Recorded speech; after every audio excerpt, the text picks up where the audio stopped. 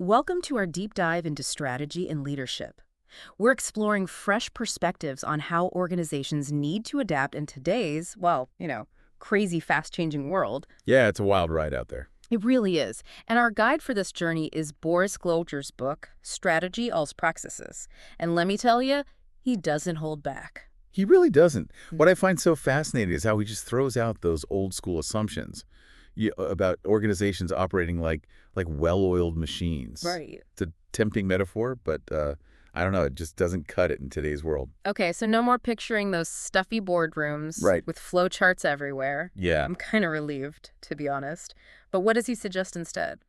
Well, he proposes a pretty radical shift. He says we should be viewing organizations as systems of conversations. Okay. So it's all about focusing on the constant flow of interactions, agreements, and relationships that actually get things done. So it's not just about having the killer plan, right? Right. It's about how that plan comes to life through the people. Exactly. In the organization. Yeah. That makes sense.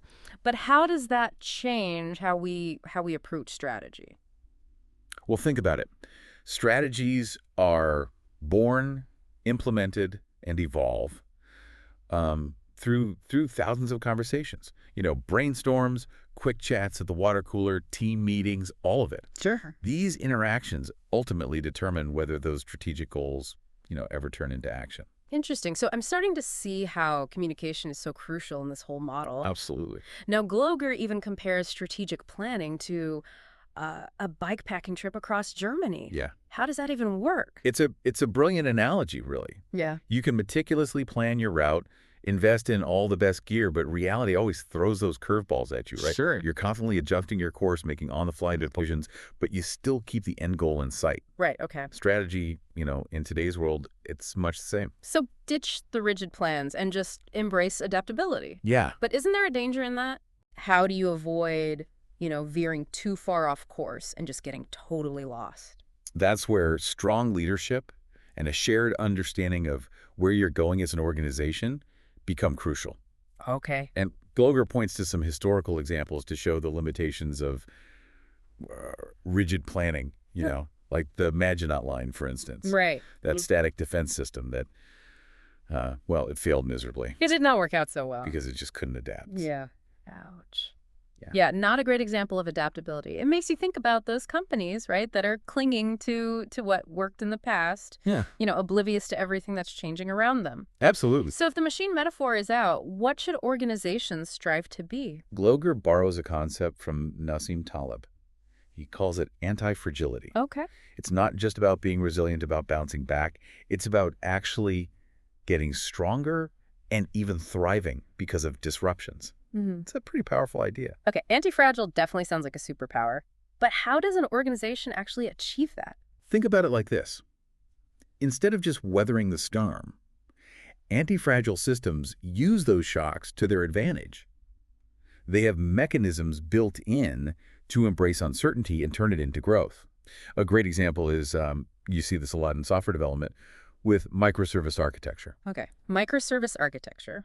Sounds a bit technical. Could you break that down for me? Sure. It's essentially a system made up of independent, decentralized components. Okay. So if one part fails, it doesn't take down the whole system, right? Yeah. It's like having a fleet of small boats instead of one massive ship.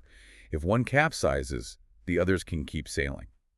Okay, so in an organizational context, you're saying it's about fostering that culture of experimentation. Yeah. Where teams have the autonomy to try new things, even fail sometimes. Right. But learn from those experiences quickly. Exactly. And that's how you transform uncertainty from a threat into, a driver of innovation. And this ties back to the idea of organizations as systems of conversations. Right. Open communication and trust are key to encouraging people to take risks, to share their ideas, and to learn from each other's successes and failures. Okay, that makes a lot of sense.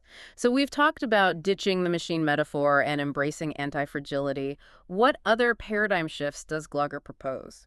Well, he introduces a concept from the world of finance. He calls it long gamma. Okay. But essentially, it's about strategically seeking those opportunities with exponential growth potential, even if there's, some risk involved. All right, I have to admit, finance talk usually makes my eyes glaze over, but I'm all ears if it's about finding those golden opportunities. How do you even spot those long gamma opportunities?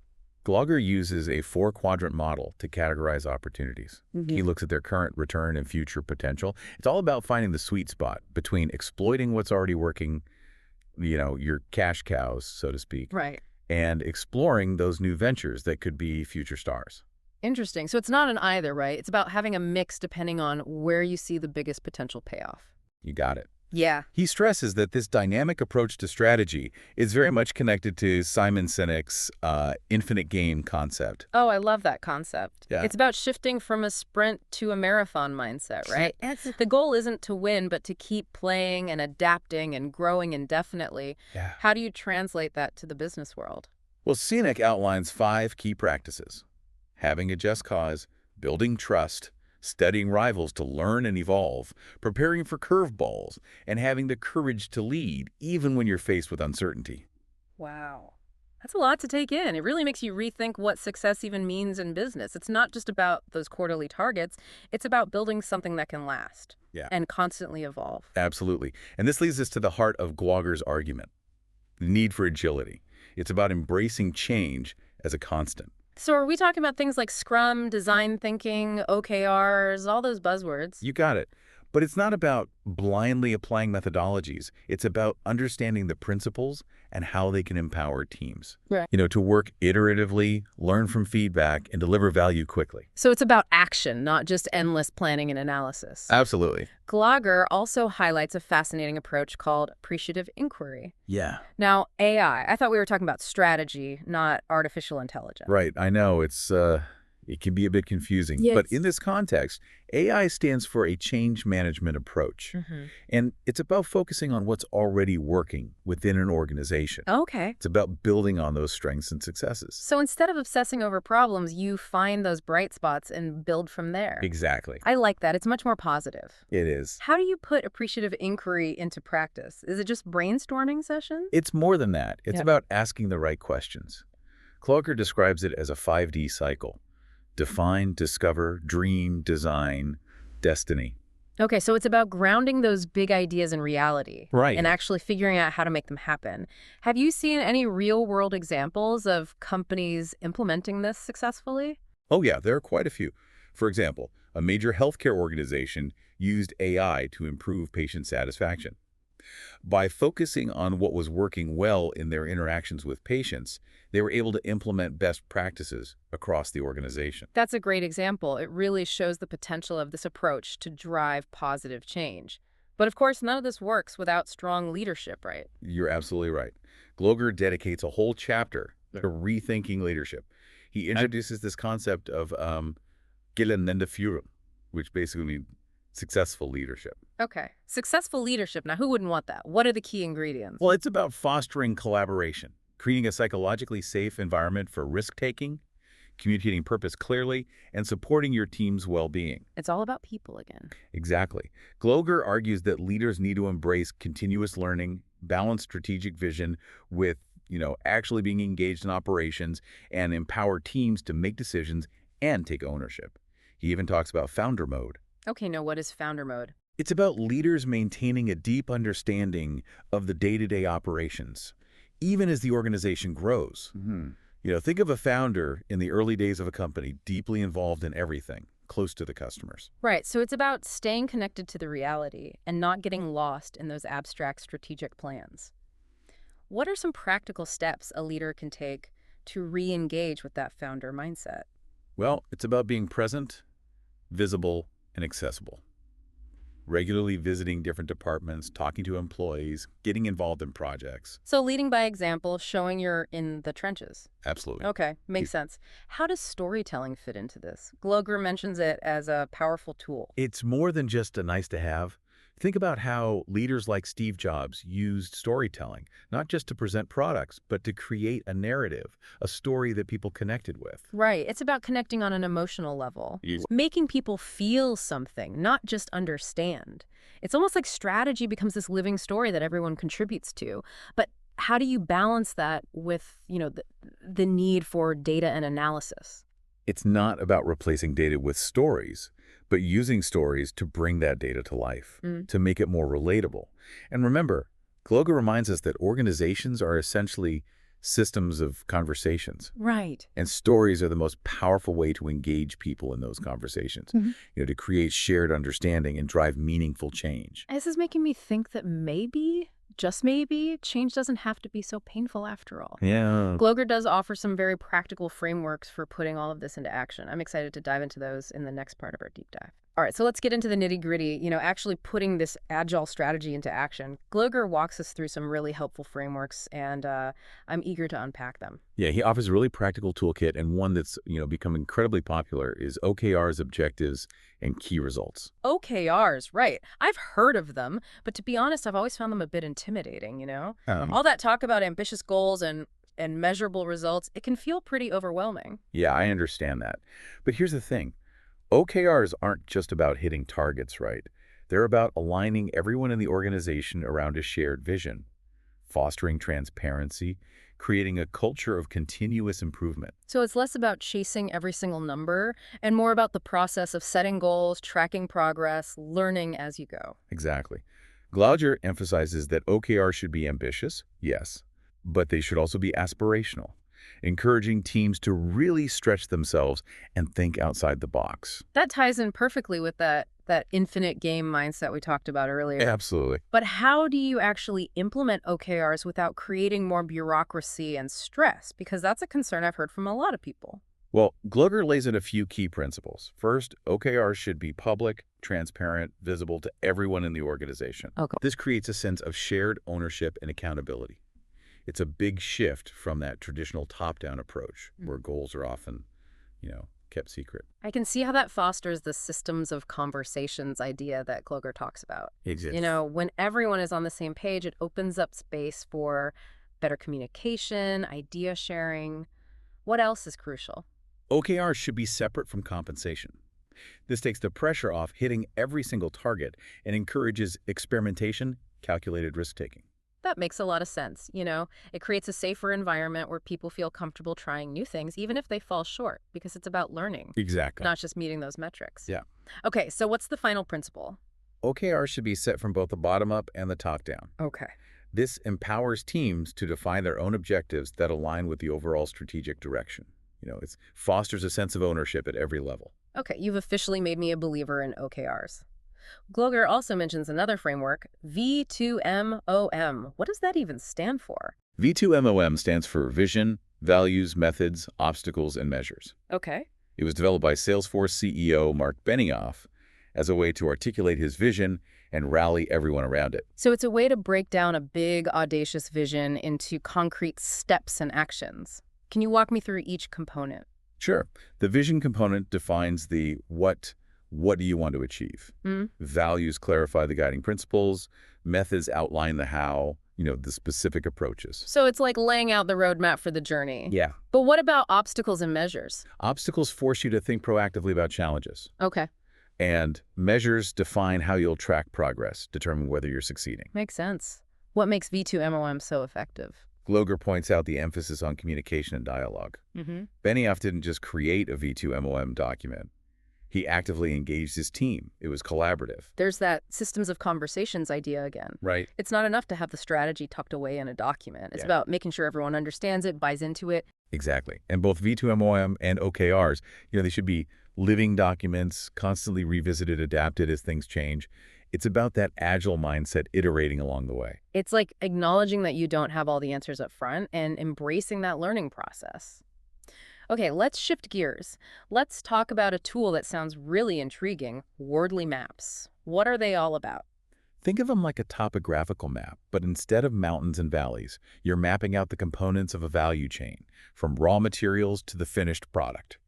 And you're visualizing how they evolve over time. Okay, I'm picturing it, but why is this helpful for strategic planning?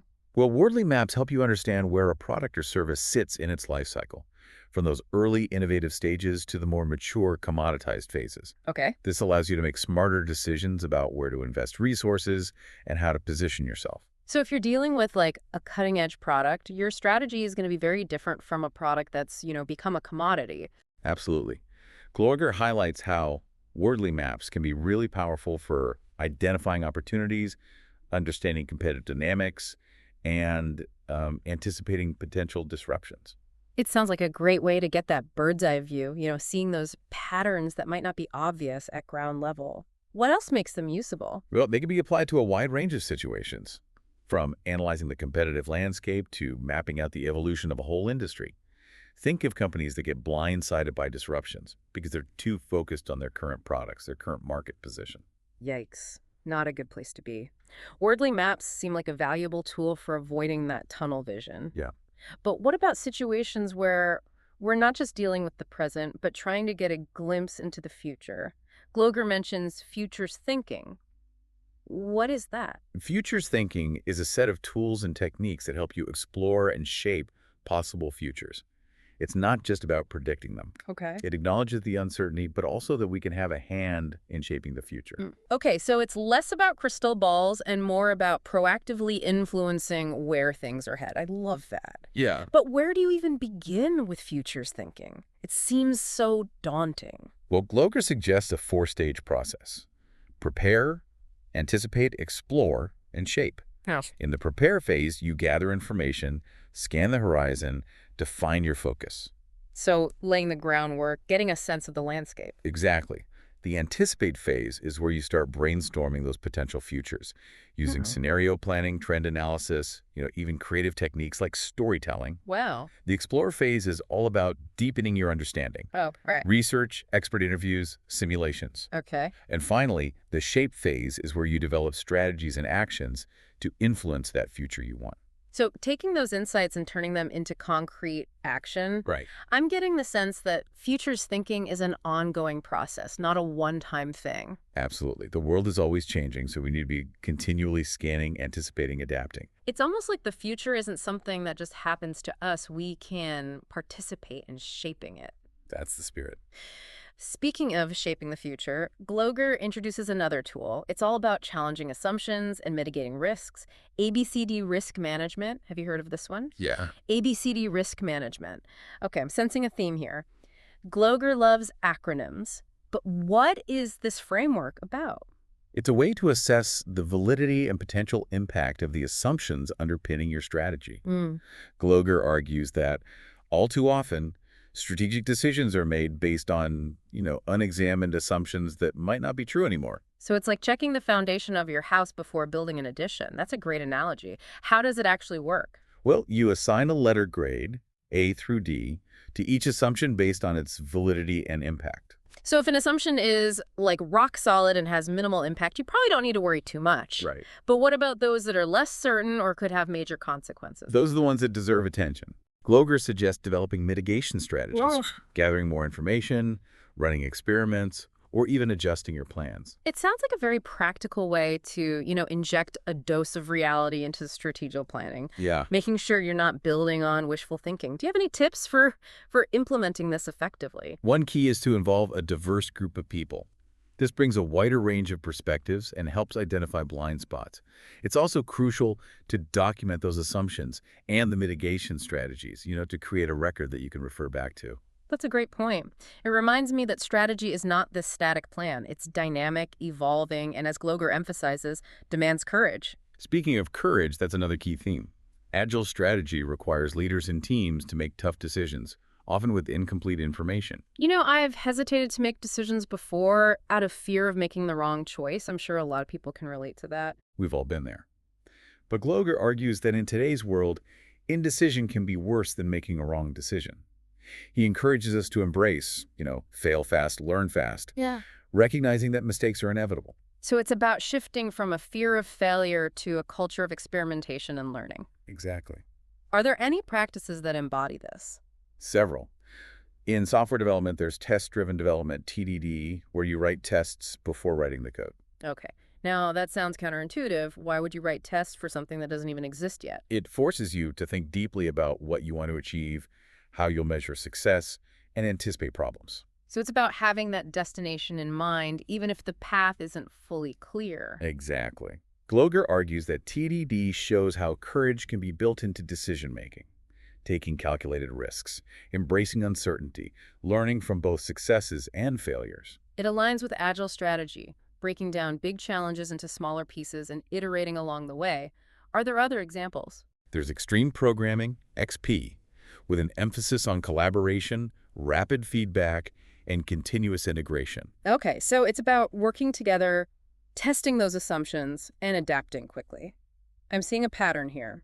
And then there's mob programming, an entire team working together on a single computer to solve a problem. Wait, a whole team?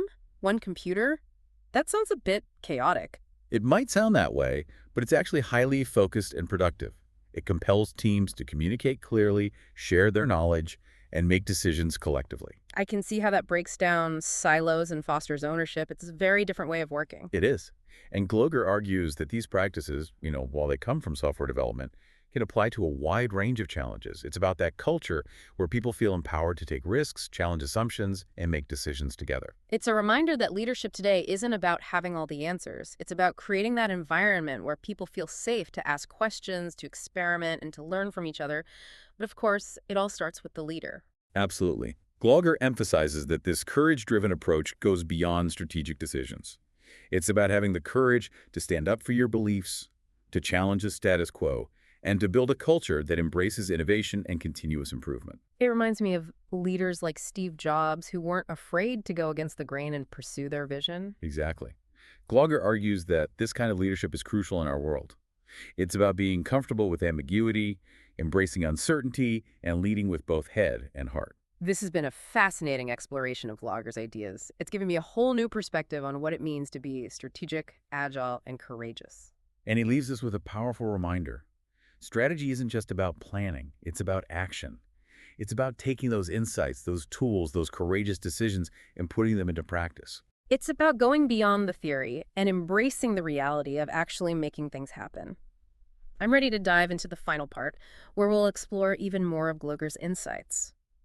As we've been going through Gloger's ideas, one thing that's really hit me is this shift away from strategy being this top-down, executive suite thing. Yeah. It's become something that, everyone in the organization needs to be a part of. That's exactly it. Gloger calls this strategic leadership towards the inside. Okay. It's about empowering every single person to think strategically, make decisions, take ownership. I mean, that sounds amazing. Yeah. But how do you put that into practice? How do you create a culture where everyone actually feels like they have a voice? Well, Gloger makes a comparison to the role of a founder in those early days of a company. Okay. They're deeply involved in every aspect, understanding the little details, close to the customers, really hands-on. Right. It's that in the trenches kind of leadership. Exactly.